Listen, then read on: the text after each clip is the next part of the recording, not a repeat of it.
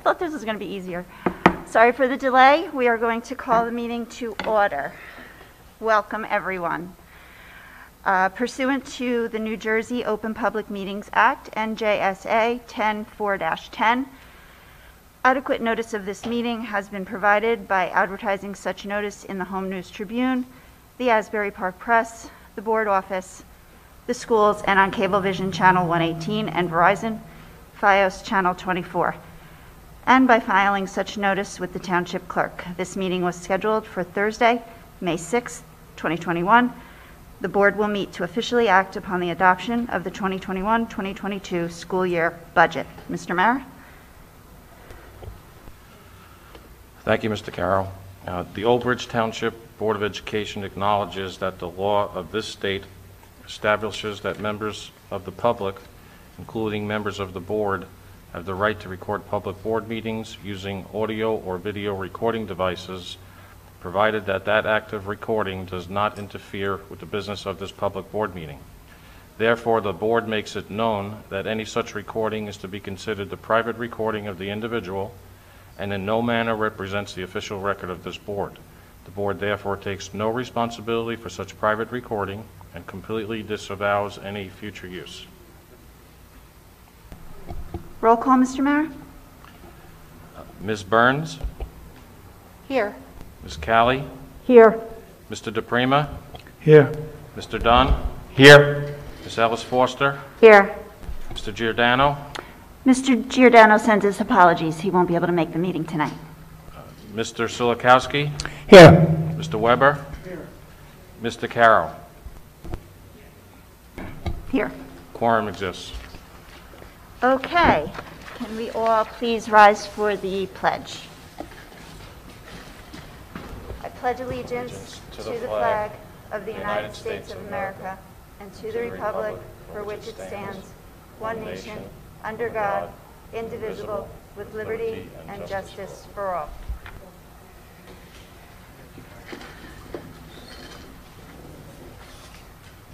Okay, so Mr. Mara,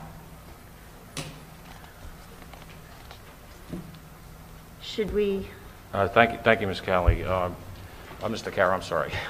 Would all the board members kindly move to the audience so we can drop the screen so that we can see the presentation?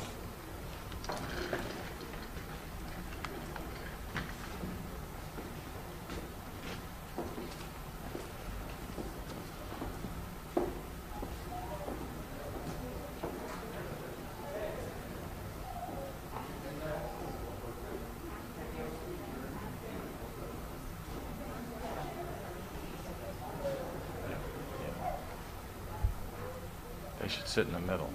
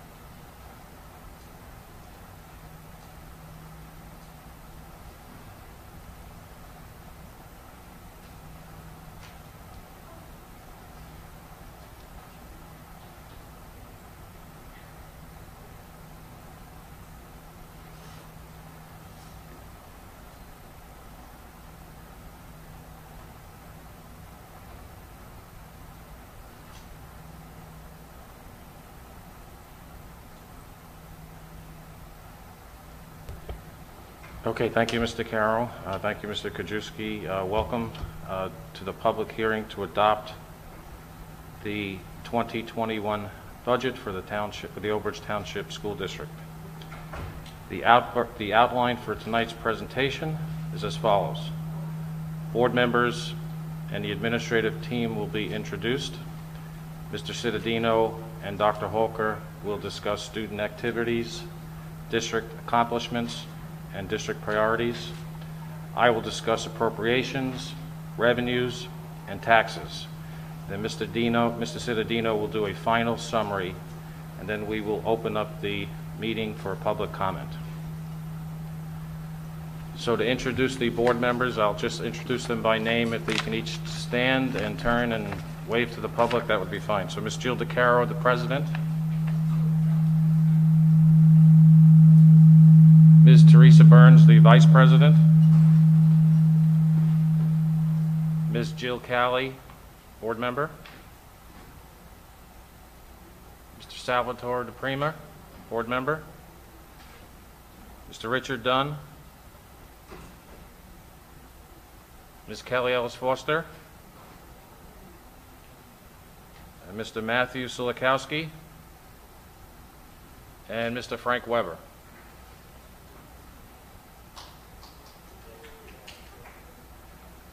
Thank you, board members. The superintendent of schools is Mr. David Cittadino. The assistant superintendent of schools is Dr. Kathleen Hoker, sitting to my right. The second assistant superintendent of schools is Dr. James Toohey, who's in the audience, and my name is Joseph Mara. I'm the business administrator and the board secretary for the district. In addition, manning the presentation tonight is Carolee Johnson, the assistant business administrator, and she's sitting here also. Thank you very much, CJ. So at this point, I will move the presentation to Mr. Cittadino.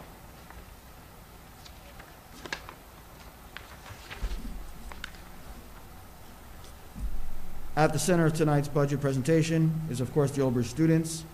Our students take part in multiple activities throughout the district, and this year, a very unprecedented year, while the activities may have been different, the students still thrived.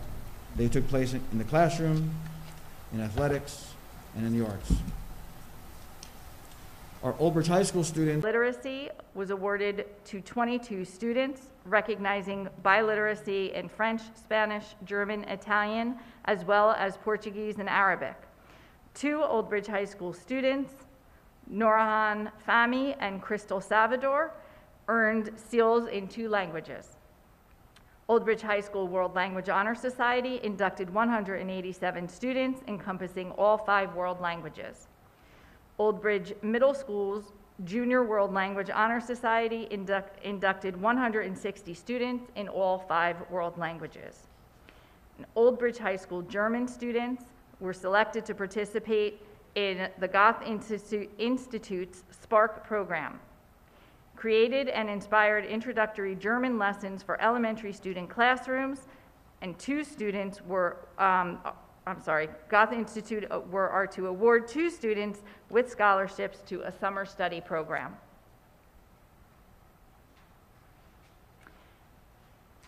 Elementary students of art recognized for state and national achievement. Michael McCabe was a finalist in the Partnership for a Drug-Free New Jersey poster contest, and Ibrahim Mohammed was the first place winner of the MIT's Cambridge Science Festival Art.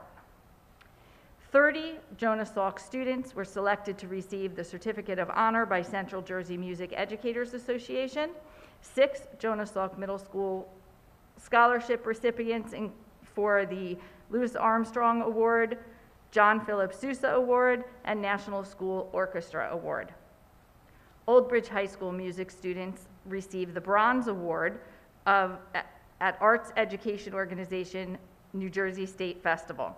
Sarah Brennan, an Old Bridge High School grade 10 student, for the snare drum solo. The Old Bridge High School indoor percussion has performances May and June, along with the We Are One video created for social media platforms. And Old Bridge High School art students awarded for excellence: Mateo Andre in grade 12. The artwork was published in Celebrating Art in the Fall and Winter 2020 Art Contest. Sorry, it's a little dark up here, so I'm having trouble reading it. The girls, we are moving on to athletic accomplishments.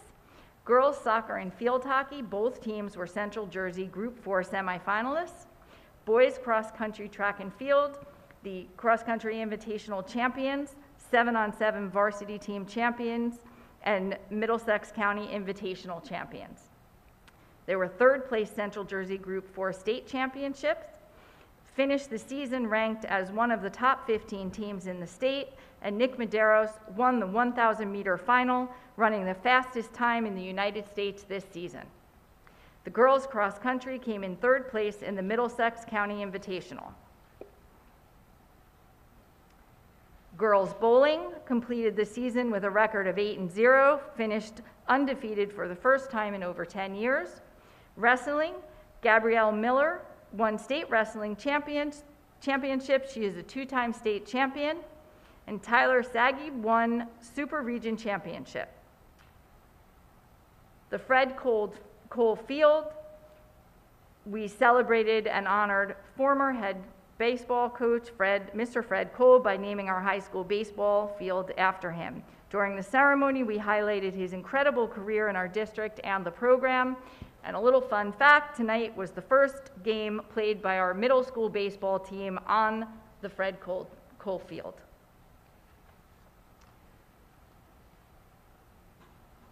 Mr. Cittadino? The budget that will be presented this evening. Thank you. The budget that will be presented this evening has priorities in the following areas. Maintaining children learning in safe and healthy educational environments as our top priority. Expand on multiple learning platforms as needed with equipment, software, and professional development. Transition to block scheduling in middle school and high school. Maintain successful programs while continuing to deal with S2 fiscal realities. Continue to expand on offering clinical and therapeutic support for at-risk students. And meet the educational, social, emotional, and physical needs of all students.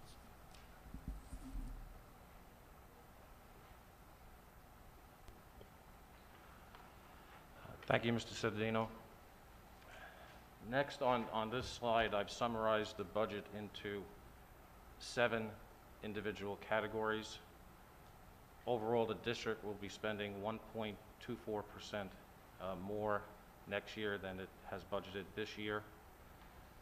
I will talk about each line item, however, I will delay talking about program costs until last.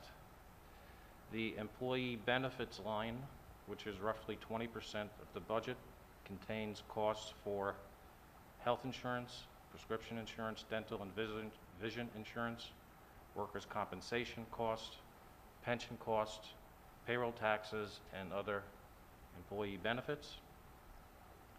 The projected decrease is approximately 1%. It's principally due to statutory changes in the benefit programs provided by the state that affect premiums and also employee benefit contributions. However, we do expect a 3% increase in prescription and dental premiums in 2021 and 2022. The maintenance and operation line, which is about 11% of the budget, contains costs for all the required maintenance in the district, snow removal, custodial services, security, and energy costs. The transportation line, approximately 6% of the budget, contains costs for the salaries to operate a fleet of approximately 50 buses, contracted services or outside vendors that provide daily busing for our students, and we transport approximately 8,500 students daily to and from school. It also includes fuel costs, maintenance of the buses, and administration of the entire operation. The state standard for transportation efficiency is 1.2% or 1.20 efficiency, and the Old Bridge efficiency rating is 1.76. So we're well above the state required 1.2 efficiency standard. The administrative cost line, roughly 6% of the budget, contains the cost of the staffing of all of the main offices of all the schools. That's the school principals, secretaries, superintendent's office, the business office, and all district-wide technology. I urge all residents to review the Taxpayer Guide to Education on the New Jersey Department of Education website. Old Bridge is among the best in terms of efficiency of its operations. The tuition cost line, which is about 3% of the budget, contains costs for tuition of out-of-district private placements and for our students that go to vocational schools. And the capital outlay line, which is 1% of the budget, contains costs for technology, equipment, and facilities upgrades planned for next year. The next slide details the first line item, program costs, which represents about 52% of the budget, or $80 million. It includes all our regular education programs, which has approximately 508 staff members, all our special ed programs, which has about 300 staff members, our academic support program, which has about 38 staff members, and staff members are certified staff and secretaries. Bilingual programs, we have 12 staff members, and all of our co-curricular and alternative programs. Some of our notable special ed programs that are offered in the district are learning disability programs, a behavioral disability program, a multiple disabled program, a resource room program, an autism program, a preschool disabled program half days, and a preschool disabled program full day. To support all of our programs, we have the following district-wide services. We have attendance services, we have a health services, which our nurses and their secretaries, are about 24 of those. We have, in our speech professionals, we have about 14 staff members there. We provide extraordinary services to many special ed students. We have a guidance staff that's approximately 39 staff members, child study team staff, about 36 staff members, and we have 12 supervisors who monitor and ensure that our curriculum is up to the required curriculum as per the state guidelines. We also have educational media services, which is the TV studio and some library services, and we provide significant staff training on an annual basis to all our staff members to keep them up to speed with what they need to know. So that is program costs. The next slide, capital outlay, summarizes what we will be doing next year in terms of our capital budget. So right now, our intention is to replace the carpet and track at Lombardi Field. The last time it was originally installed, I believe, was in 2006. It had a 12-year life, so it's well past the useful life of the carpet. We intend to start a program of window replacements in all the elementary schools, and we will continue to upgrade technology in the classrooms and also the technology infrastructure, which allows us to get internet throughout the district. All of this will be funded through our reserve accounts, and none of it will be affected by the general tax levy. The next two line items, SDA grant assessment and capital reserve transfer. These are mandated numbers that are provided by the state that we really have no control over. We just have to budget those numbers each year because we did do a referendum in the last 20 years and we're required to reimburse the state that money each year. The next slide is just another presentation, a pie presentation of the overall budget, $154 million budget. You can see the programmatic costs are 52%. It's the largest portion of the budget. Employee benefits, another 20%. Maintenance and transportation, 17%, and that's roughly 90% of the entire budget. Unusual items in the budget. The budget maintains, in this S2 environment, all existing educational programs, maintenance, and security protocols despite significant decreases in state aid. Our net health premium reductions, as a result of the statutory reductions in 2021, we hope will continue. And our capital outlay projects for the Lombardi Field and window replacements are unusual items. And we are upgrading our world language curriculum in 2020 and 21. Unusual items in revenue, we continue to lose state aid. Our state aid was reduced this year by $6 million. We are using $8 million, a little more than $8 million in reserves to cover the 2021 budget, the 21-22 budget. Last year we only used $3,768,000. The reason why we have such a significant amount in reserves to use for the subsequent year is because of COVID. We principally stopped spending money last year in March, and we had extra money that was not spent. And whenever we do not spend what is budgeted for, the district benefits from that in not the immediately following year, but in the subsequent year. Reserves are a result of, just to repeat that, reserves are a result of prior year unbudgeted revenue received or unspent appropriations that exceed the allowable 2% reserves of the district's annual expenditures. We are using $1,550,000 from capital reserve, and we're using it to fund the capital reserve, the capital projects, and we are using $2 million from our maintenance and emergency reserve accounts. We continue to benefit from the lease of the Cheesequake School, $500,000 a year for another 9 years, and we will not have any back cap or automatic cap adjustments available to us in 21-22. Revenue. The first item on the general fund revenue page is called budgeted fund balance. So when a district approves its budget, the budget is a tool to manage the district finances, and it contains numerous estimates of revenue and expenditures. If the revenues received exceed the revenues budgeted, that excess revenue goes into what's called the fund balance. If actual expenditures paid are less than what our budget appropriates, that unspent appropriation goes into fund balance. The district may maintain 4% of that money, of the previous year's expenditures, in the fund balance called unrestricted fund balance.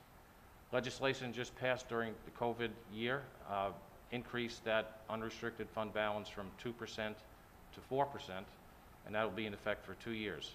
Anything over that amount has to be transferred by board resolution into our capital reserve, maintenance reserve, or emergency reserve accounts. Another word for these reserve accounts are they're basically savings accounts for the district in order to fund additional projects in the future. The budgeted, so anything that remains after transfers to the reserves and anything above the 2 or 4% unrestricted fund balance becomes revenue in the subsequent year. And as I mentioned before, in the 2020-2021 budget, the extra funding was $3,768,000. In next year's budget, we have $8,048,000. Reserve withdrawals, we are moving $3.55 million out of reserve withdrawals to fund the capital projects, maintenance, and our security costs. The local tax levy, the local tax levy line is the assessment to local taxpayers, and it contains a 2% increase. Under the new formula implemented by the state, their calculation is that the Old Bridge taxpayer should be paying $120 million in local tax levy. We're only paying $107 million. The state aid line, which has decreased by 15.94% or $6 million, is a major decrease for us. Fortunately, we had the reserve from unspent money last year to cover this reduction, but the state will continue to reduce our state aid for the next 3 years. In 2000, just to give you an idea how drastic these cuts have been, in 2018 and 2019, the district was receiving approximately $44 million in state aid. Next year, we're going to get $32 million. And this will continue for at least 3 more years. The other state aid line, extraordinary aid, is aid received for special needs students. This aid is not guaranteed. However, the state guidance for S2 districts that are losing money, and we're an S2 district that's losing money, they advise us to use this line to fill the gap if we can't fund the major reductions in the state aid. We have not had to do this year because we did have the extra money from unspent money in the prior year. The other revenue line is any other revenue that can't be categorized in any, or cannot be categorized in any of the above categories. Example of this are the lease income that we receive for Cheesequake, interest income, miscellaneous tuition revenue, or refunds for purchases that we did not use in prior year. The next slide, please. Okay, so the next slide is the 2021 tax rate calculation. This slide represents information necessary to calculate the tax rate and the impact on the average homeowner. There are really just 3 points to discuss here. The first is that the ratables have increased in the town by $31 million. The local tax levy that we're requesting here to support the proposed budget is a 2% tax increase. And the average, or the cost to the average homeowner with a tax assessed value of $152,500 is $49.61 per year, or $4.13 per month. Once this budget is approved, a user-friendly budget and this presentation that you're looking at will be posted on the district website within 48 hours. I thank you very much for your patience and attention to this matter, and I will switch this back over to Mr. Cittadino so he can summarize the 2021-2022 budget.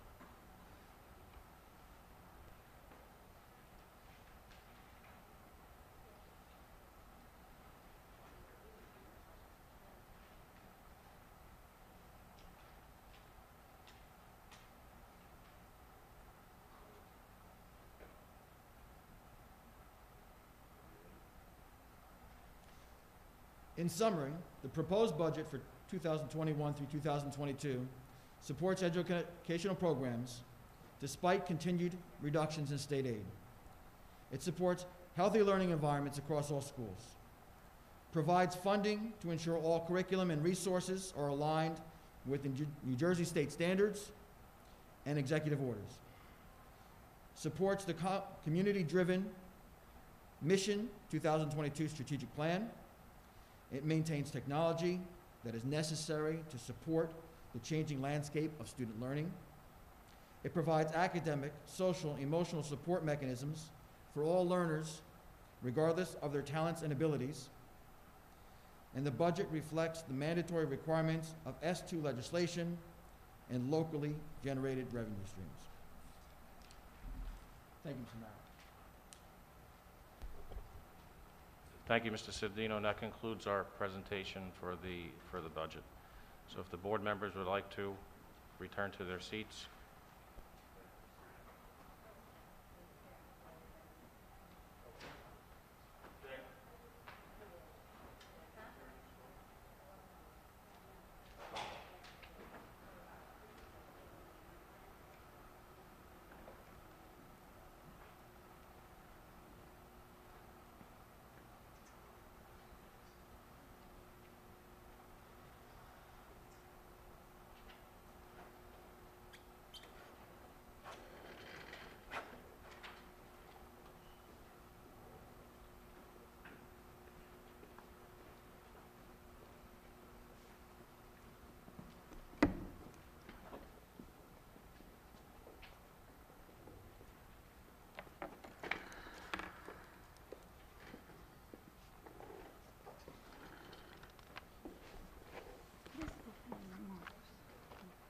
Did we just do that? Yeah, okay. Okay. So now we are on to the hearing of the residents. So if anybody has any questions regarding the budget, you may come up and speak now. You can come up to the podium if you like.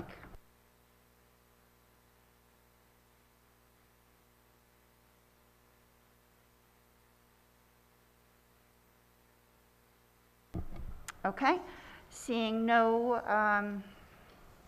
speakers, we are going to move on to, I guess we need a motion.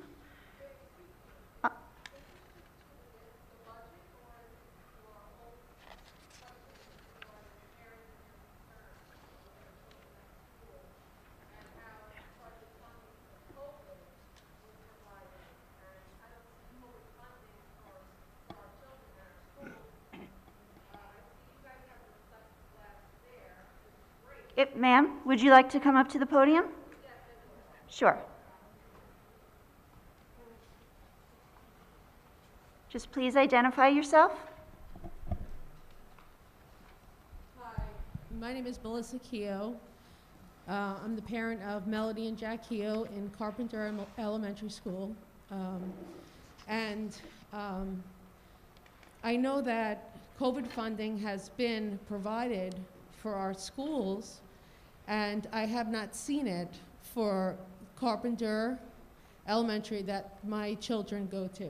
So, I'd like to state a few points that it's extremely disappointing to be at the end of the school year and only be given 4 hours of school per day.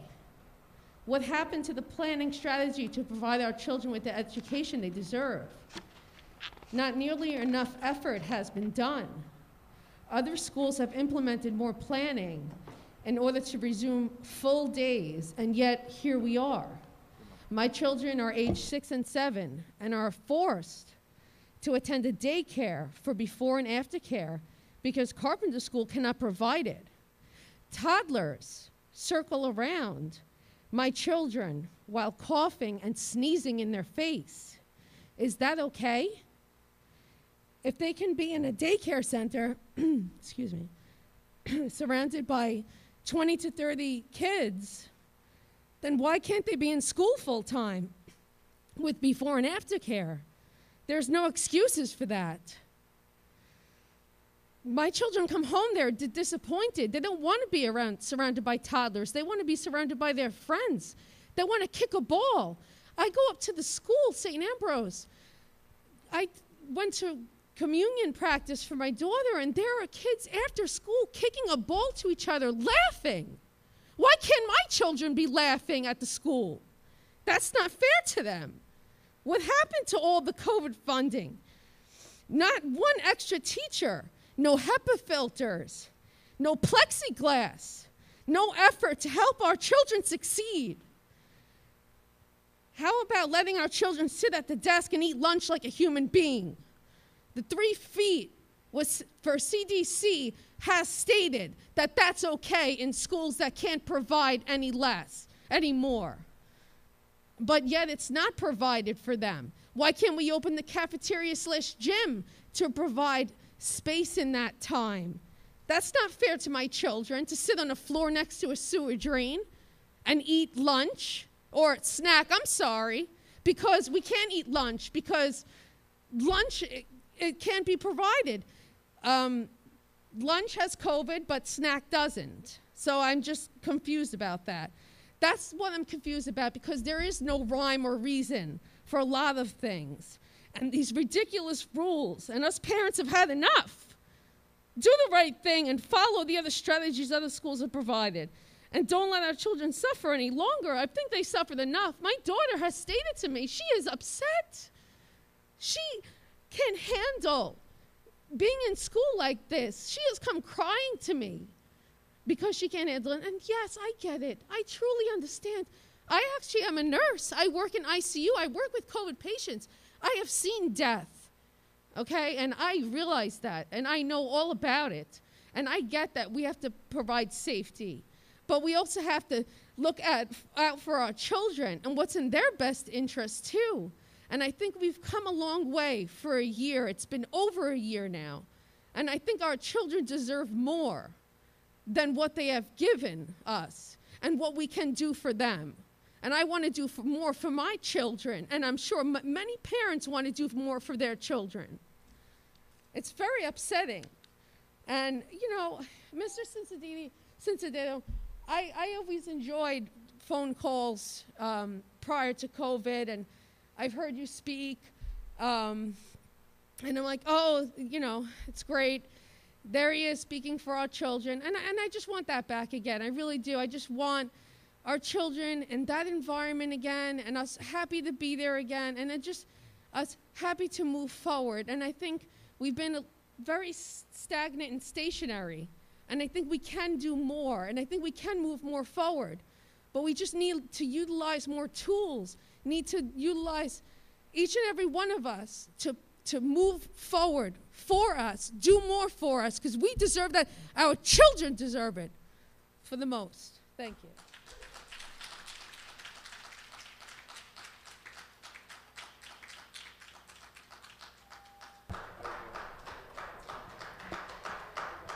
Pertaining to the budget. Yes, containing Okay. to the budget.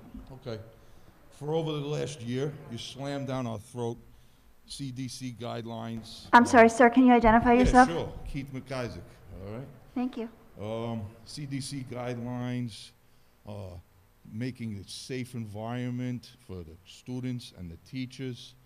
On the budget, you all want to approve this field so you could all look nice and pretty. So Old Bridge could look nice and pretty and put together. But what you didn't approve, how about some air conditioners for the students that are sweating in the classrooms? Now the air has to be clean, am I correct?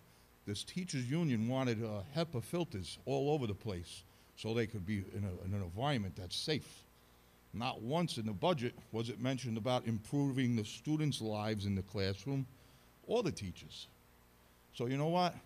I object to anything that you're going to blow this money on the field where, you know, you state it was due to be fixed. And then the last meeting, it was about the 4-foot path around the outside of the track. And you had a $37,000 estimate from some architect. You know what? You know, the way you're spending our money is ridiculous. You know, I have a little statement prepared, maybe. Maybe I'll read this. Because, let's see. Why is it in other districts that the superintendent answers to the board and not the other way around? You should not have the final say in anything, Mr. Cittadino. Any discussions concerning our children should be determined by the board. Here in Old Bridge, we know that's not the case. We also know that there are members on the board that will agree with you on anything you say. If these times have shown us anything, it has shown us that you and members of your board and the teachers union only have your own interests in mind. You have never cared about the well-being of our children. All that you do is spew out negative projections on what might happen if this or that happens. In the real world, you move forward and you handle problems as they arise. Improvise or overcome, as the U.S. Marines say. You would not be in your position, you should not be in your position if you can't come up with anything on your own. You sat back and you are not proactive at all. If we learned anything from all of this, it is that myself and a lot of other parents see your true colors and who you care about, and it's not our children. We do not trust you with our children's future. You don't need to answer this statement because we are tired of all your smooth talking and circle answers. May God watch over us. Thank you.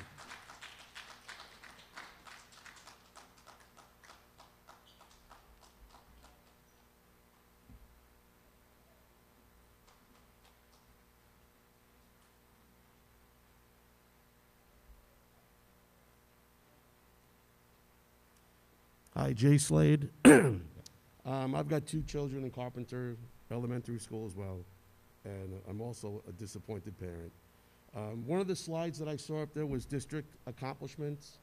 One of the accomplishments you didn't list is how you've mentally exhausted all the parents of Old Bridge.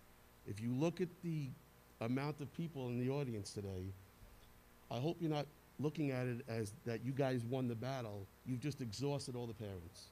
People don't show up, people don't call in anymore, because like Keith just said, we get the same repetitive answers and no accomplishments.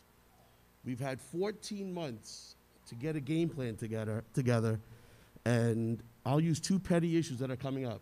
My kids have field day tomorrow. My kids are gonna have field day on their computer. They're gonna log in and play in my backyard and compete against other schools. Whereas I look at other little leagues that are going on other fields, that you guys can't even get the kids to play field day in a field. I think it's ridiculous. Keith mentioned air conditioning. It's something that always gets pushed aside, but that definitely has to be looked upon, because during the summer months, while the kids were in school, on the second floor at Carpenter, they were melting.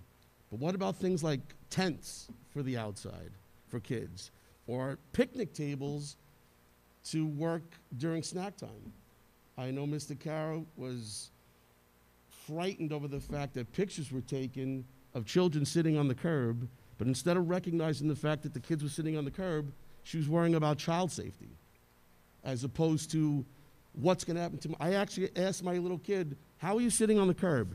They use their hand to break their fall before they sit on the curb, and they use that very same hand to dip into their snacks. It's ridiculous. It's ridiculous. What else did I jot down?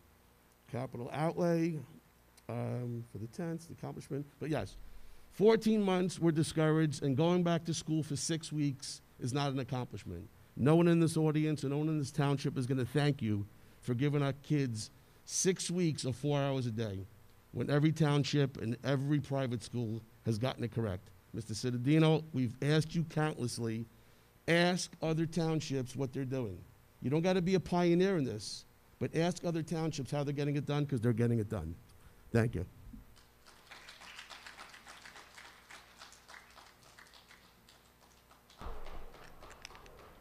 Anyone else?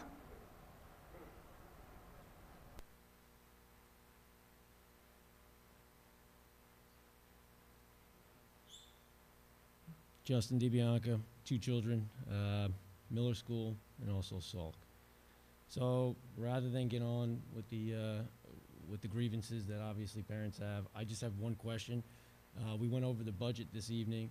So the budget itself is 21-22. So there's an obvious anticipated idea of what that 22 school year looks like.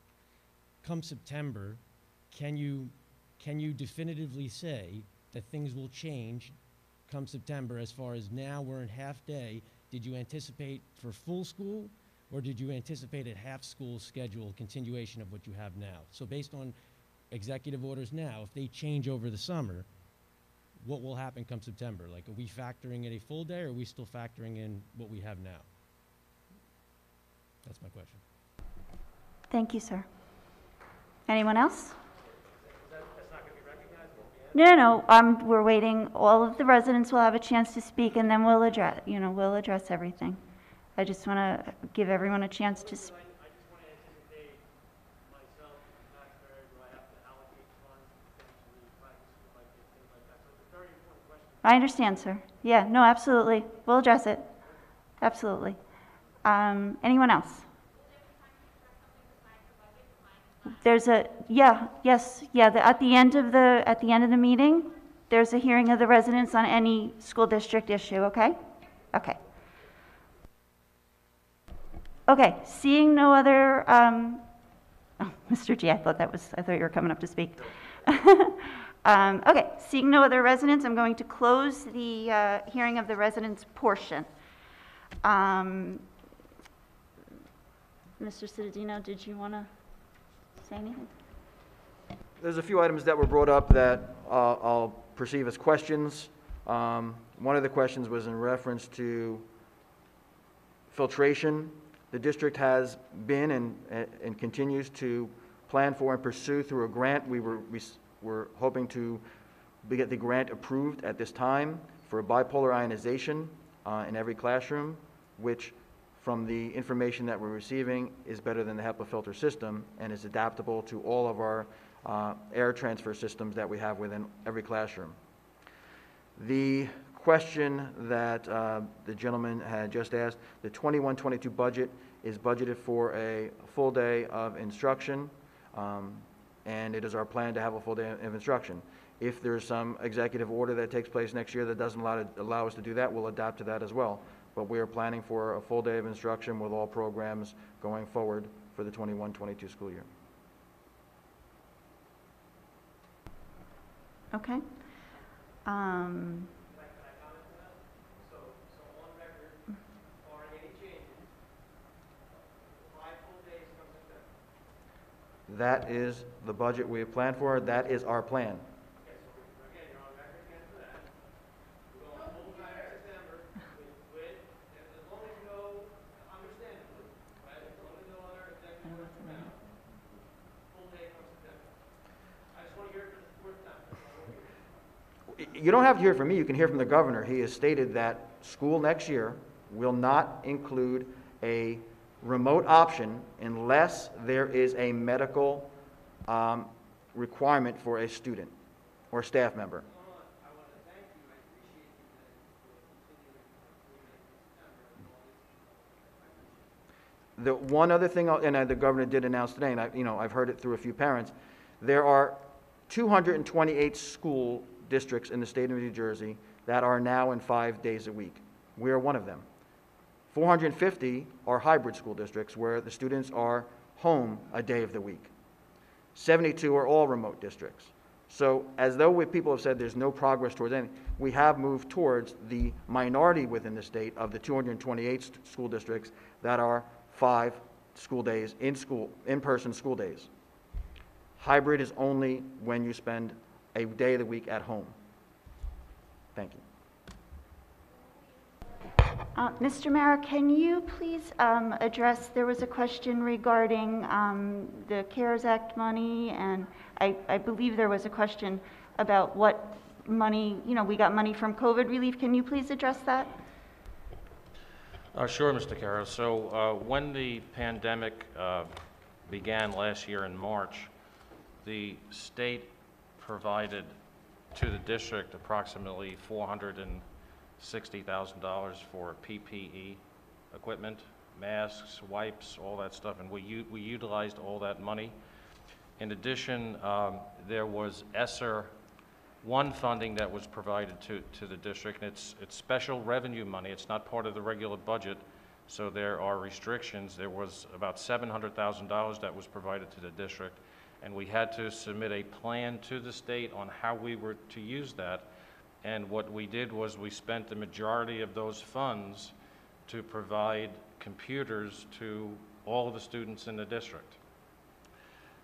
In addition to that, there was a digital divide grant that is also related to the COVID situation, where we did get an additional $700,000, and we purchased all computers to enable the remote learning that we've done. So over the last year, in order to implement what has been required to be implemented by the state, is we've purchased at least 4,000 computers for the students to take home, and we have provided internet access to everyone in the town who doesn't have it. So to say that we haven't used the money effectively, so let me just finish, and then you can ask the question. We submitted our plan. The state advised us of what the funding was. We had to submit a plan to the state that they had to approve as to how we would spend it. They approved it, and we spent it. Now, in the last 30 to 60 days, ESSER 2 money has been, we've been notified that we will receive $2.8 million of ESSER 2 money, which again is COVID-related money, and we're in the process of developing a plan on how to spend that over the next 2 years. Part of that plan of what Mr. Cittadino just said is to provide the mechanism to our HVA system so that every single classroom in every building has its air cleaned and is free of any type of COVID virus or any type of mold situation. But that funding just was advised to us in the last 60 days, and the plan is being developed. Once the plan is developed, it has to be approved by the state, and once it's approved by the state, we will move forward to implement that plan, but it's a 2-year plan.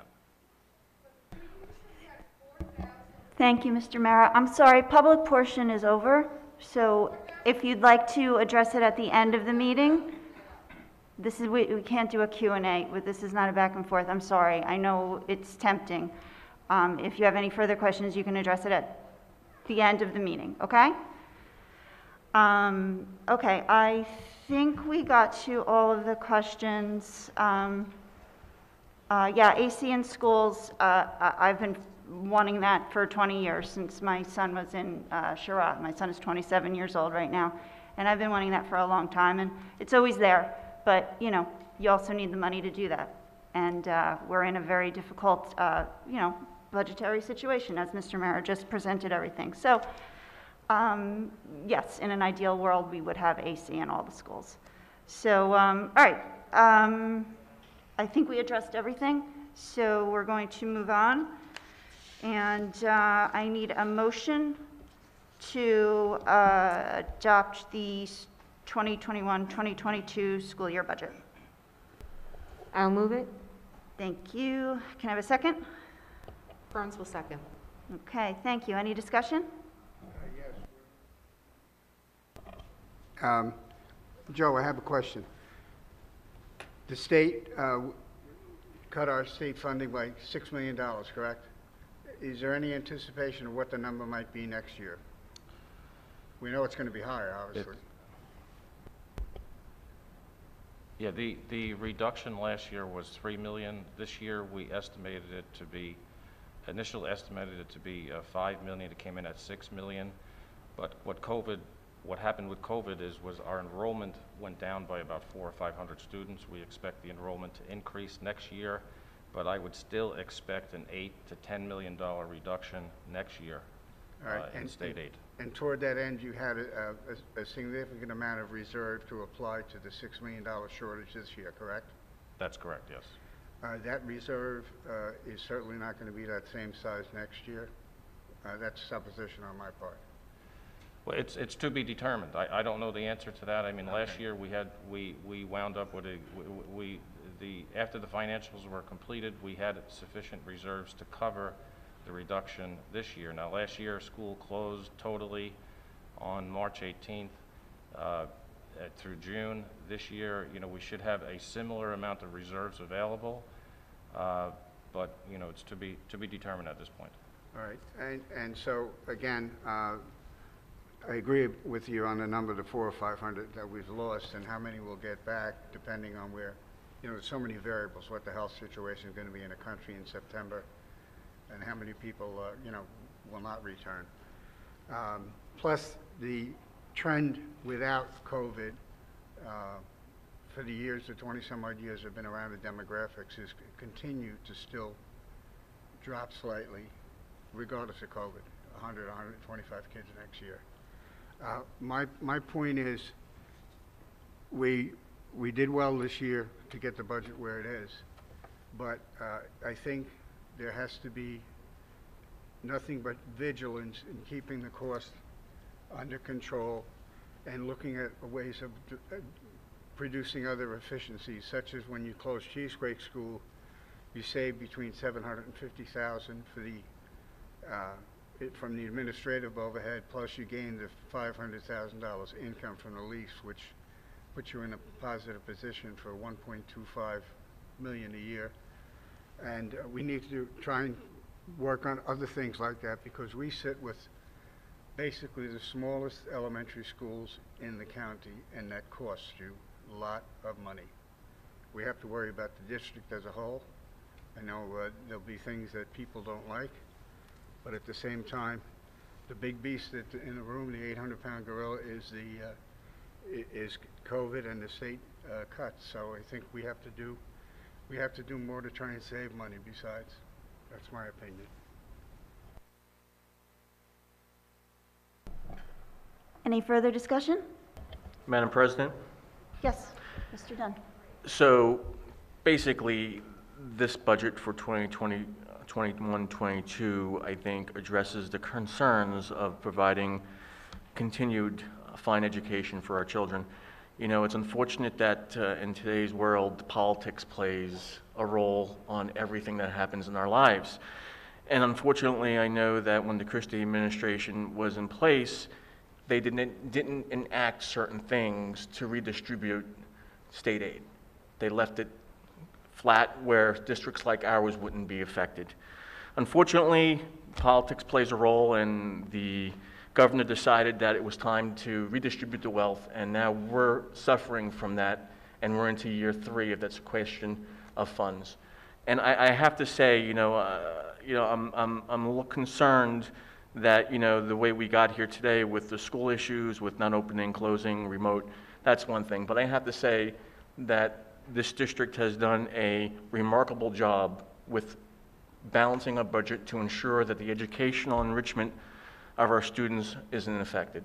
And I have to say this budget definitely is very, how can I put it, well constructed, where the programs will not be cut in any way. At this point, over the last 2 years, we have lost approximately $9 million. And for us to be able to find ways to plug those holes and continue with the good education that we do provide, that's a remarkable job. Yes, there's criticism on one side, but there has to be praise on the other side. A lot of us on the board, may have disagreed with the process of the way we operated with the schools and COVID, but I have to say I have to give the superintendent and the business administrator a lot of credit here, because we could be suffering big time and we wouldn't be able to provide the services. So this budget is well constructed. I am pleased to see it. We're going to be giving our children the finest education, even though politics has played a huge role in why we're $9 million flat over the last 2 years. And I'm nervous that next year is going to be a very difficult year, because obviously this year our budget was not impacted. We actually had reserve monies of $8 million, which helped us cover the $6 million shortfall. But like my colleague on the left side of the stage, or the right side of the stage, has said, next year is going to be a testament or a test of our will to see how well we're going to do budget-wise. And I'm nervous that we're going to be in a position next year where we will have to cut programs.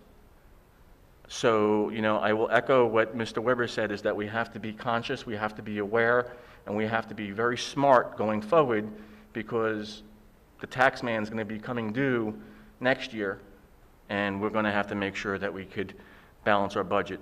I will support this budget this year. I usually do support the budgets, because I believe that the way the formula is constructed, it does leave Old Bridge in a very bad position because of us being an S2 district and being in that situation. So the 2%, I believe, is a doable number, provided that we continue with the excellent delivery and the exceptional education that we are providing. Yes, there's that concern that remote learning and in school are 2 different situations, but ultimately, I think that, like Mr. Citino said, come next year, we will be full-time, and I believe that this budget is going to address all those concerns. So I will support the budget. I will vote yes, and let's see where we go from there. Thank you. Thank you, Mr. Dunn. Anybody else? Ms. Ellis Foster? Thank you. I just have a few comments, but first I also wanted to address one thing, and I don't know if Mr. Cittadino, if you can. I know a parent expressed frustration with no before and after care, and I wonder if you can just clarify that that is not, that we had this space available, but it's, unfortunately, we don't offer that service. It's through the township. I wonder if you can just address that. That is correct, Ms. Ellis Foster.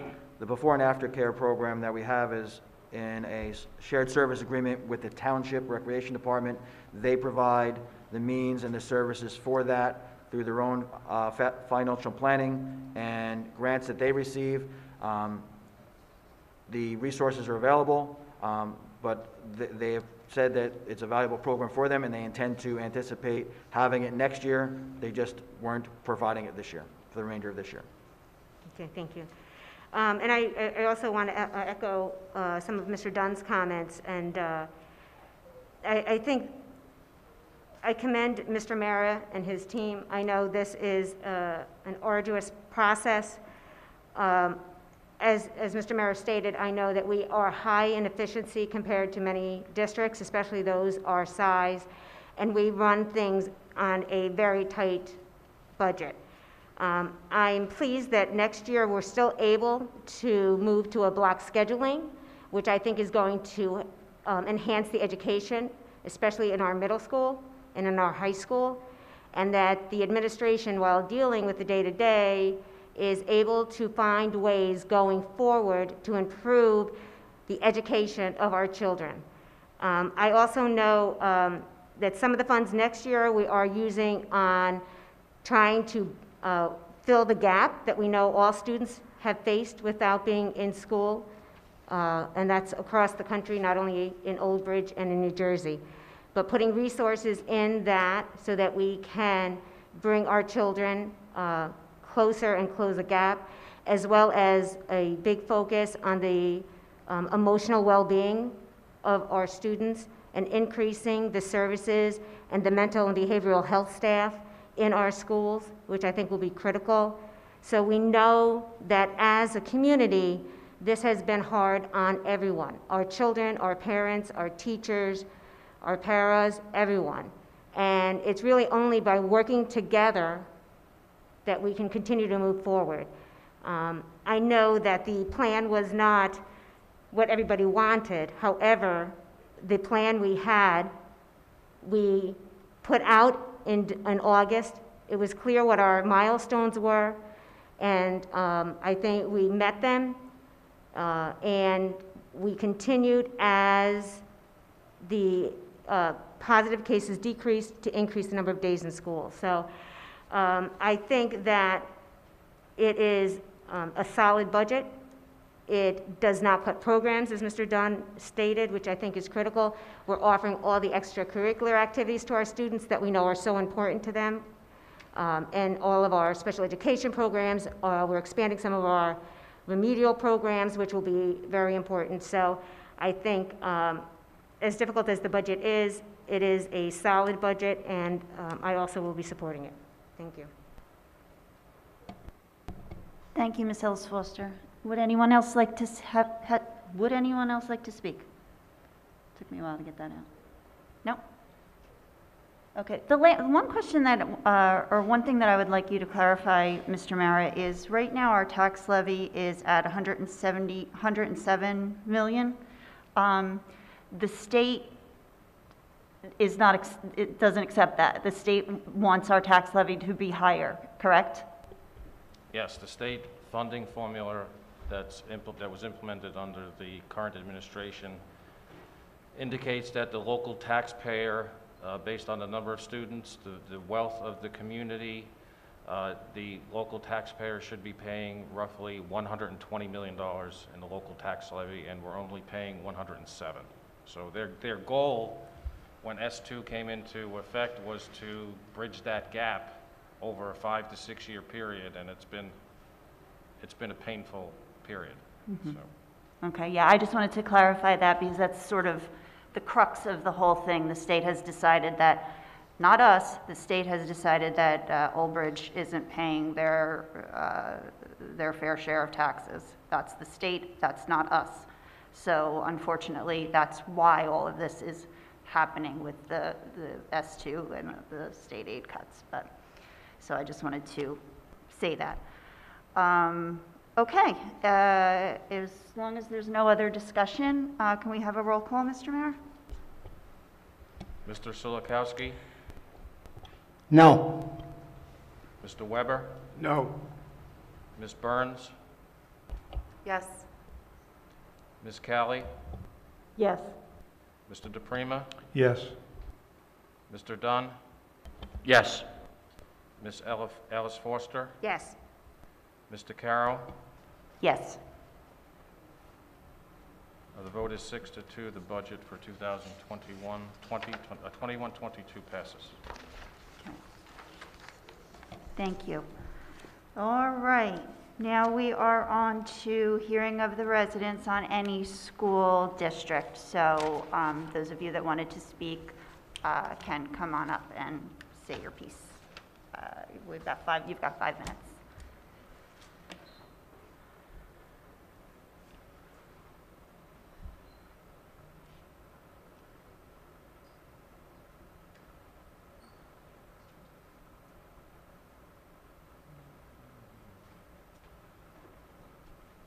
My name is Dawn Manning. I have 2 children that are no longer in your districts because I chose to homeschool them this year rather than be a part of the nonsense that is happening. And I'm lucky enough to have the means and support to do so. But my concern, yeah, absolutely. This is nonsense. It's ridiculous. My children are much happier not being involved in your nonsense. Okay. My concern is for face masks being worn all day long. The New Jersey Road to Recovery plan states that when a child is sitting at their desk, and they can either be socially distanced or have those ridiculous plexiglass things, they are allowed to take off their masks. But instead, you are choosing to force our children to wear masks that are probably dirty and disgusting. You know kids do not have the best hygiene. They are most likely touching whatever, then touching their face masks, breathing in those pathogens. Yeah, face masks, there's almost nobody seems to be asking, everybody's worrying about effectiveness, but really we should be worrying about safety. New Jersey, you guys are forcing our children to wear the masks while in the classroom all day long. But is there any evidence that these masks are safe to wear in circumstances and environments for 6+ hours a day? If you're considering going back 5 full days a week next year, how are you going to have our kids wear face masks for 30 hours a week? Yeah, my kids won't be. Is this safe to children? What if the face masks are detrimental to our children's health? What if they are obstructing their breathing? What if the masks become contaminated with pathogens, considering that the children are touching anything and then touching their masks? What if they contaminate their masks and they develop a bacterial infection in their lungs? What if the mask becomes moist from long durations of use in a hot classroom? Some people don't wash their masks every day. Unfortunately, that's just a fact. What if there's mold growing in the child's masks and they develop a fungal infection in their lungs, throat, or mouth? What if a tiny fragment of material is inhaled into their child's lungs? You're not going to do it. Are you going to pay my kids' medical bills if my child comes with strep or with really anything? I have a letter to send to you because right now I'm emotional. But I have a letter that I will be emailing to you, Cittadino. I will be emailing to the mayor of Old Bridge as well. Do you have any safety studies that have been done for the effectiveness of masks on children whose lungs are not developed fully to be wearing for 30+ hours a week? Is this a question and answer, or I just get to say my piece? Okay. I will be emailing this letter to all of you. But I really just wanted to voice my concerns. Like I said, my children won't be a part of it. We're happy, we're enjoying homeschool, but not everybody, I understand, not everybody's lucky enough to have the means to do so, and I think it's ridiculous that you're involving in this social experiment with no safety fight.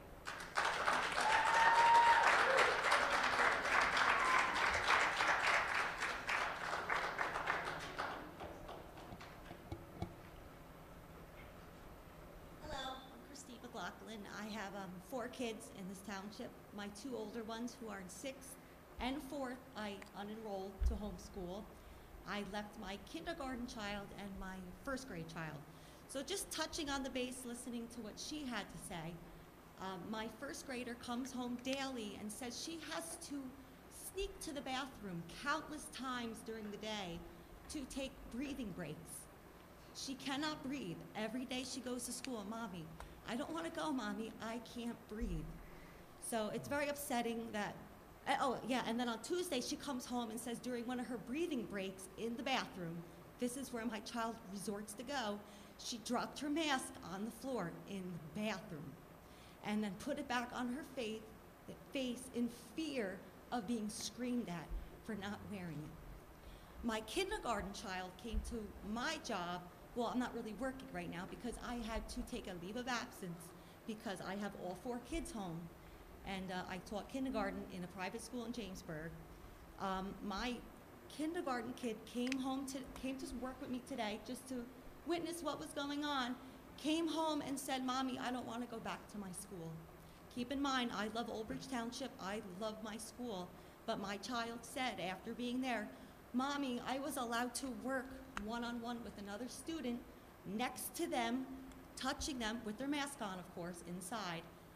I can't do that at my school, Mommy. I get yelled at if I go next to a peer in my classroom, I shouldn't say peer. Then another statement was, Mommy, when I went outside at your school, I was able to play with my friends without a mask and touch them. I feel like my children are being taught to fear other children. Stay away. Don't go near them. She's becoming fearful of her peers in school, and it's gross. It's disgusting how my children feel. And I'm sorry, I love this township, but the way this is going about, it's not the right way for these kids. Why can I go to a bar tomorrow night, not that I go to a bar, but if I wanted to, how come I can sit at a bar and drink all night without a mask, but my children can't sit and get an education at a desk 3 feet apart without a mask on their face? It makes absolutely no sense. I don't understand why my children have to wear a mask solo at a desk when I can go to a bar and drink without a mask on, sitting right next to somebody. Where's the science? There's no science.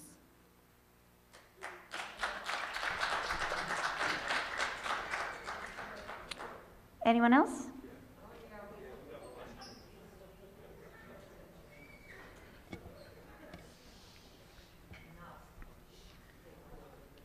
My name is Gina, and I also actually had a son in Carpenter who's 6 years old. He was supposed to be in kindergarten, and I took him out to homeschool as well because it's disgusting what you guys are doing. I would like to start off by saying thank you to those who continue to support our children. You know who you are. Those that are doing the bare minimum for these kids, you also know who you are. We know who you are. Because of that, we also know enrollment is down, forcing many parents to take their children to Catholic school, private school, or even daycare or a child care center. All of those places follow the same CDC guidelines you keep mentioning. How is it that they can have kids playing outside for recess? How is it that they can have an actual lunch and not just a measly snack that's dictated to them? Why are the teachers focused solely on the kids in the classroom, aren't the kids solely in the classroom, instead of juggling both a computer with kids as remote as well as kids in the actual classroom? Those that would like to stay home should be able to stay home and work remotely with the remote kids. It should be a choice, and the freedom to choose. It's a beautiful thing.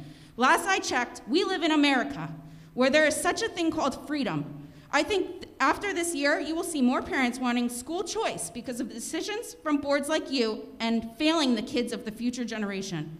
I would also like to know the science behind schools being open half day versus full day. Will COVID know when a child gets out of school at 1:15 or 3? Will COVID know when children are eating lunch or when they're eating a snack? Will COVID know when a child is walking the track after they eat their snack? Please stop cherry-picking scientific data. Since there are so many that took their kids out of this public school system due to the failure on your behalf, why are you trying to raise our taxes? I know I don't want to be paying for something that is not living up to the expectations of what they should be. Speaking of expectations, our children should never have been put in such a position to be treated like they were subhuman. To see kids spaced out on a dirty curb next to a sewage drain eating their snack was appalling. It looked to me like they were prisoners of war or even animals. Why can't they eat their snack at a sanitized and clean desk, or even outside under a tent with tables or even mats or towels? There aren't any more restrictions in restaurants. People can take their masks off and eat at a table, packed in a place like sardines, and yet our kids are pushed to the wayside. And I hear some kids eat while others stand there with their masks on waiting. That's so crazy to me. It sounds more like a punishment than anything. Why is it up to the parents to bring in towels? Shouldn't seating arrangements be available already from the CARES Relief Fund this school and others received? Where did all that money go? Where are the other lunch tables on wheels that fold up and go up against the walls? Why are there suddenly only 2 available? If you did all of this planning, this should have been taken care of. But once again, it just shows the lack of planning you have put forth. It is sickening to hear and watch some of you applaud this failure. Jill DeCaro is running for town council. You accomplished nothing for these kids here in this town. What makes you or anyone think think anything for the town will be accomplished. All of you should have been fighting tooth and nail for these kids if you cared. This pandemic started in March, as we all know. So why did it take until January of this year for any mental health initiative to be taken? The inconsistency of the cohorts has done damage to these kids mentally and academically. There was no structure. Many kids did not do well with the remote learning. You gave us faulty streaming devices in the beginning of the year in literal garbage bags. That should have been a red flag right there to show how little you care about these kids. Start showing you care.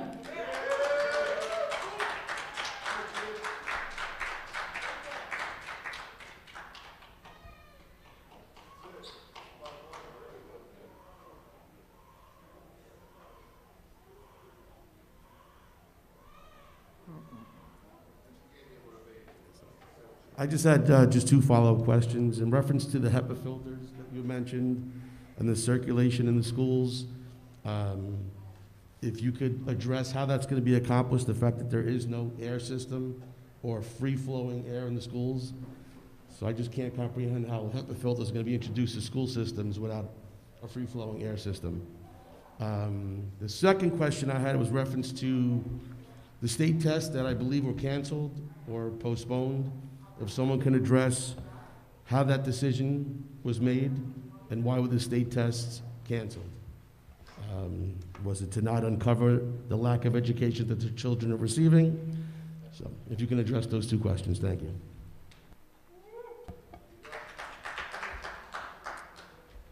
Thank you. Anyone else? We'll wait till.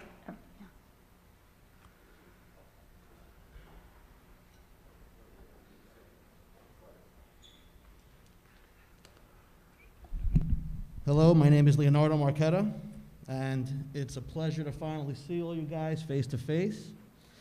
Dave, I thought we were going to see each other in court.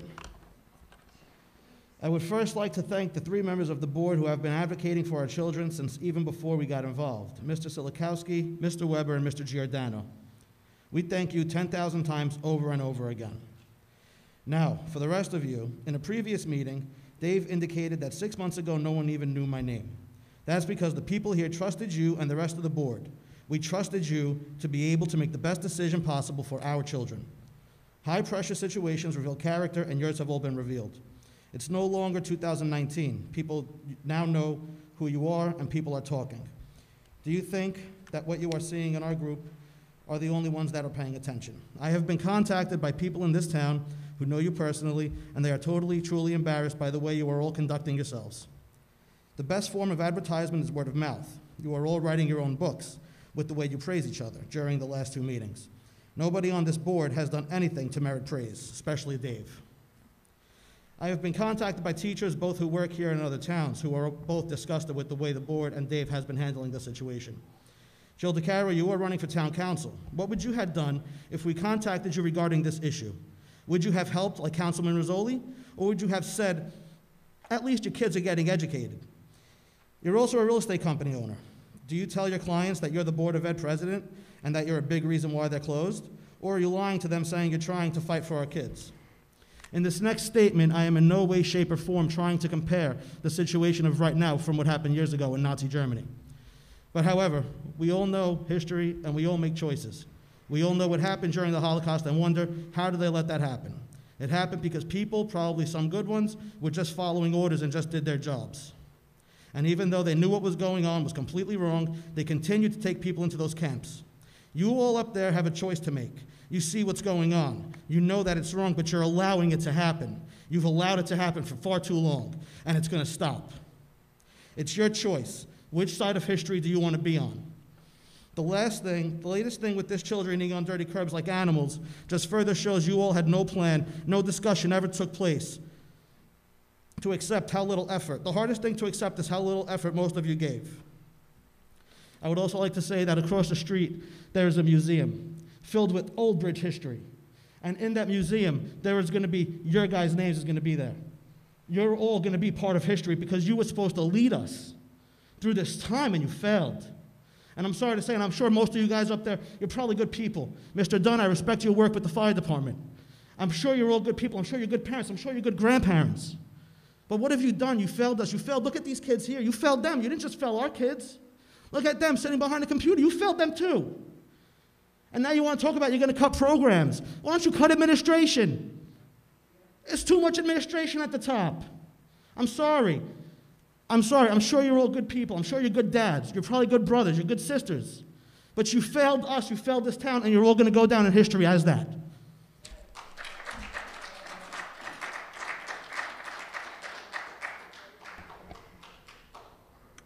Anyone else?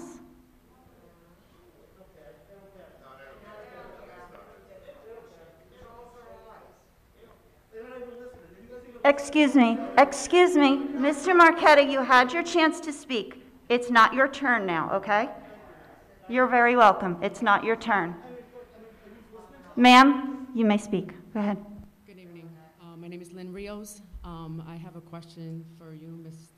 DeCaro, regarding your security concern at Carpenter with the kids being outside. Basically, what it is are you more concerned now that that picture was posted around, or should you have been more concerned that these kids were out there to begin with? Because any stranger, some lunatic out there, could have been passing by those kids and seeing them outside, and they could have been targeted. But because that picture went viral pretty much, that's when your security concerns stepped in. Why is that? That's what I want to know. Because I pass by that school all the time. And seeing that was disturbing to me because 2 of my kids go there. Thank you.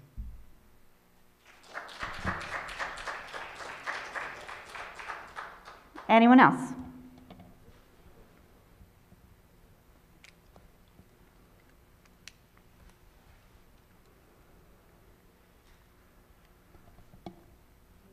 Marina Newberry. Question. You stated that next year, September, anticipated we're going back full-time. Are they going back full-time still on the streams? Because if they're going to be in the classroom, my concern is that my kid's staring at a screen for 6 hours, 7 hours a day, and then coming home and staring at a different screen. Where school is where they're learning, they're paying attention to the teacher, and the computers are really taking away from them. I have Teams on my phone all day. I see chats between the students back and forth. Aren't they supposed to be learning? So I want to know if the streams are going to be gone come September. Okay. Anyone else? This is the, I'm letting everyone speak, then I'll close this portion of the meeting, and then your questions will be addressed, just like always. Okay? Thanks. Anyone else like to speak? You can come up to the podium. You didn't speak for 5 minutes, so you have another minute. This is on behalf of someone else asking. They're not here tonight. They would like to know, will the library ever be open again? I'm sorry, which library are you speaking of? For any school. Okay. Thank you. Thank you.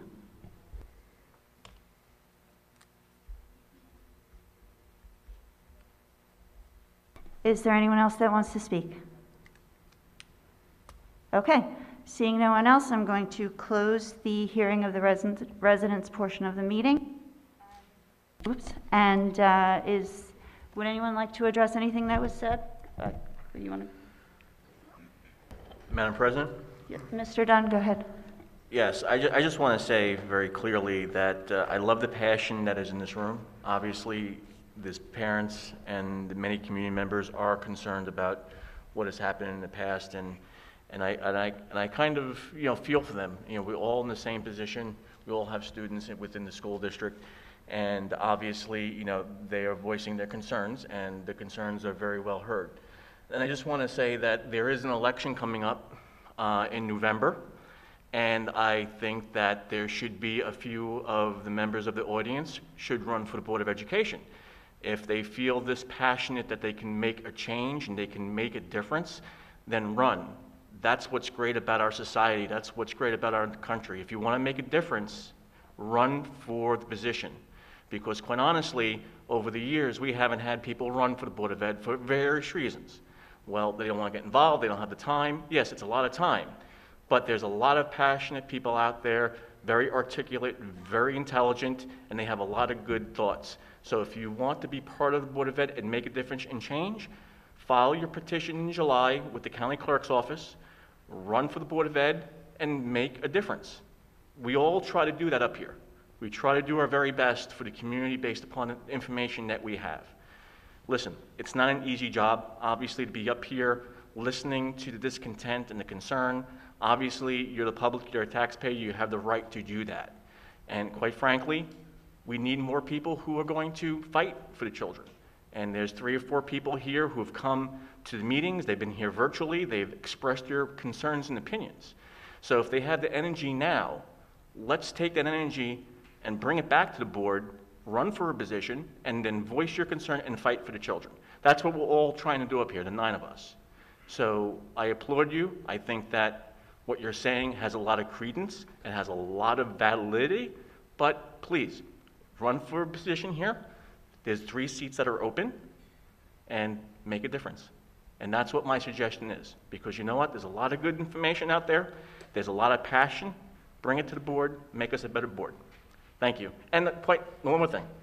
I am pleased, excited to see everyone back together again. It's been too long, and thank you for the board for pushing the fact that we needed to reconvene as a board and get back in the front of the public, because that's our job. So thank you, the Board of Ed, the administration, and the public who attended tonight for our first meeting live. Thank you again. Thanks, Mr. Dunn. Mr. Mara, you had something you wanted to say earlier, I believe? Oh, the question was relating to how we would modify the HVAC systems. There's a Buildings and Grounds meeting next Thursday night. It'll be a Zoom meeting where the scientists behind this will be doing a presentation. But just generally speaking, what will happen is every HVAC unit we have in the district, whether it's a unit ventilator or a rooftop unit, will have a mechanism that's added to it, which will increase the filtration without changing the filters. One of the problems that we had in the district is that the filters were, let's say, a MERV 8, and in order to kill COVID, they had to be a MERV 15. We were unable to change the filters because we would burn out the motors in the HVAC systems. Now with this new mechanism that attaches to the units, their ionization mechanisms, I can't explain what they are, but if you want to understand what they are, next Thursday there'll be a meeting, and they do prove to be effectively removing COVID virus and mold from the classroom within 30 minutes of turning on.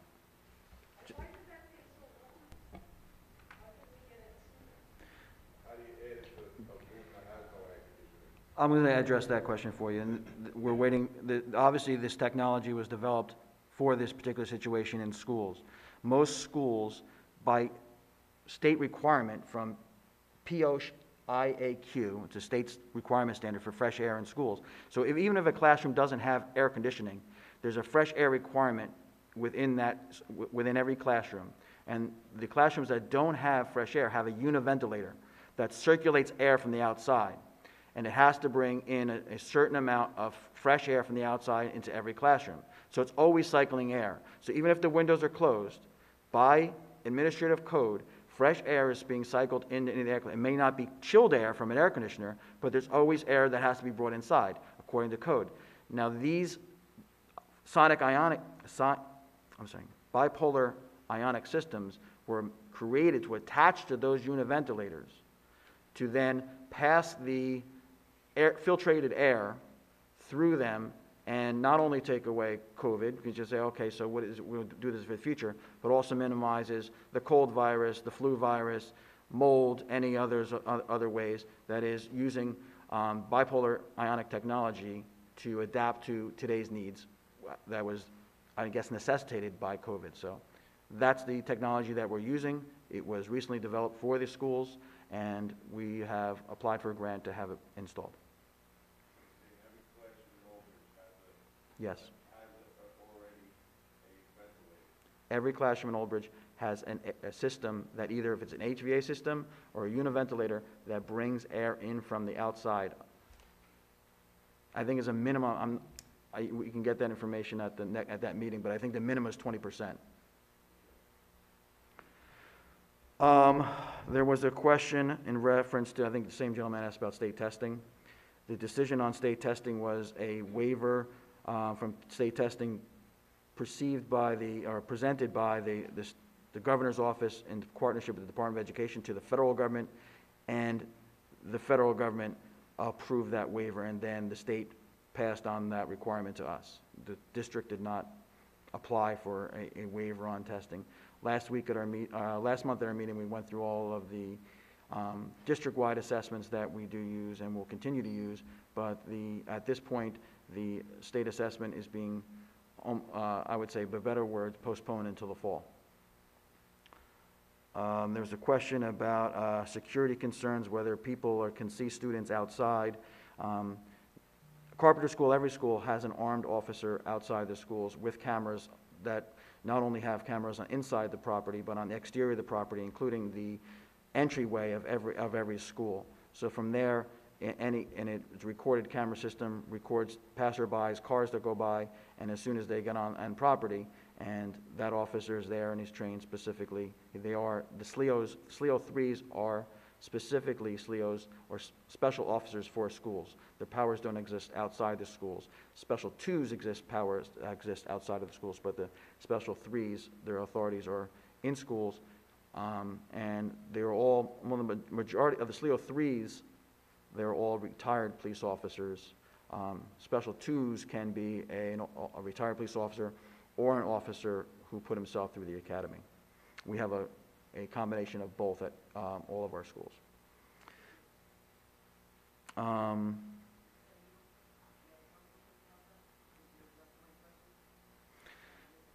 I don't want to get into a situation where we're having okay. Okay.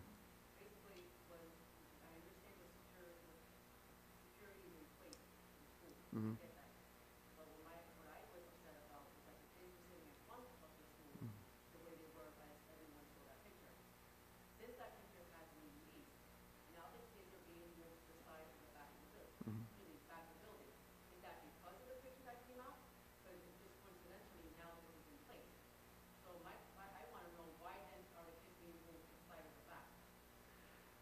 The recess can take place anywhere on the property, and they have recess and gym in front of the building, outside the building. Their snack break, mask break that they're taking is based upon concerns from other parents, many parents reaching out that pictures are being taken. We also had the concern that the attention that was brought by those pictures being taken would be outside groups coming in and also taking pictures, or even media outlets coming in and taking pictures of our students at that particular school. So that was a precaution taken by the school administration. The question about streams, whether they'd be here forever, pre-COVID, everybody would be asking, are you getting computers for the classroom? Are we going to have computers? How come there's not enough computers? Our kids are losing because they don't have enough computers as compared to this district has computers.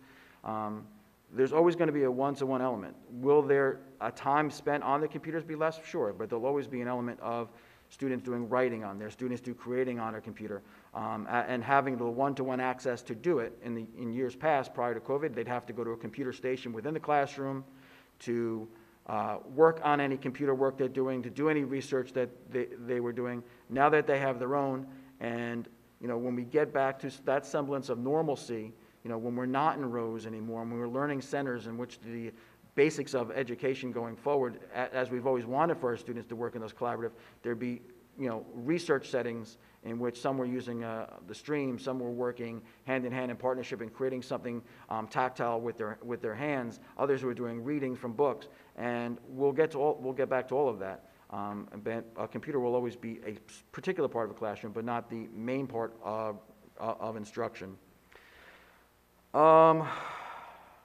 There was a question about libraries. We have worked with the libraries as part of something that the teachers can use to go into, and use a lot of the grant money that we receive to make them multimedia centers, where not just books, but hands-on learning devices, robotics, and so forth. A portion of that was actually a grant from DuPont organization out of Sayreville, in which we continue to expand our multimedia libraries, and that'll always be part of it. Will it be a situation where they're going back to where there's the card catalog and you're looking at books that way and pulling out books that way, the traditional librarian? No, I don't know many districts that have libraries set up that way anymore. They've become multimedia centers for student learning, and that'll be the condition on which ours will continue to expand as well. Okay. So,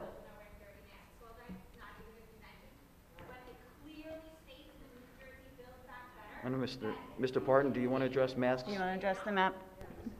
Mr. Parton Yeah, will address we that. can adjust masks. The New Jersey Department of Education, in consultation with the Department of Health, handed down the lengthy road back policy that everybody has seen for the last year. And our agreement with it and your agreement with it is really everybody's opinion. Can you? Excuse me. On page 3 of this document, which is handed down from the Department of Ed to every school district in the state, every public school district in the state, certainly the points that private schools are doing things differently, yes, of course they are, and that's their decision. But it says expressly that all students are required to wear face coverings at all times unless doing so would inhibit the student's health on an individual basis. So at this point, and until it changes, excuse me, which... Ma'am, Ma'am, you are reading from a different document that may be a CDC recommendation, but yes, page 19. But this is the policy that is handed down to school districts from the State Department of Education, for better or for worse. I'm not telling you how I feel or how you should feel about this document. I'm simply telling you what it says. And it says that in schools at this time, masks are required. And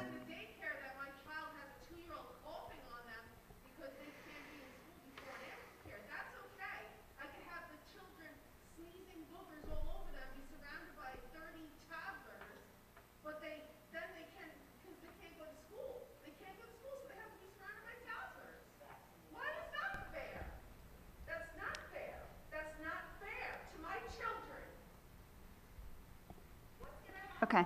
All right, guys. Okay. Okay. All right. This is a very, I understand this is a very passionate and emotional topic. I really understand it. But as has been explained, that we have rules that we have to follow. As Mr. Parton, I don't know, Mr. Parton, I don't know if you were done with your explanation? Yes. Okay. Did anyone hear what Mr. Parton said? Okay. Because I understand that this is an extremely emotional time, but what Mr. Parton is saying to you is that we have rules that we have to follow. Yes, we do. Yes, we do. I'm sorry that you disagree with that, but it's the fact. We have rules that we have to follow, and we are a state school. Okay. So I'm going to move on to a couple of questions that were addressed on me. My name was mentioned. So, Mr. Marquetta, what would I have done if you reached out to me if I was a town council member? Don't want to get into that because this is a Board of Ed meeting. However, what I will say is, first thing I would have done is I would have reached out to the administration here and I would have found out the facts. That didn't happen at all. I can tell you for an absolute fact that not one member of the people that you're speaking with reached out to anyone on the Board of Education or anyone in administration to find out what was going on. So that's what I would have done first. Then I would have taken it from there. Next question, Ms. Rios. School safety, yes, 1,000%. I was outraged, and I will be outraged again if it happens again. You take a picture of our students on school property and you post it to the internet, you're going to see my outrage, period. Always. Okay, I'm not doing a back and forth, but I was addressed, and I'm going to tell you.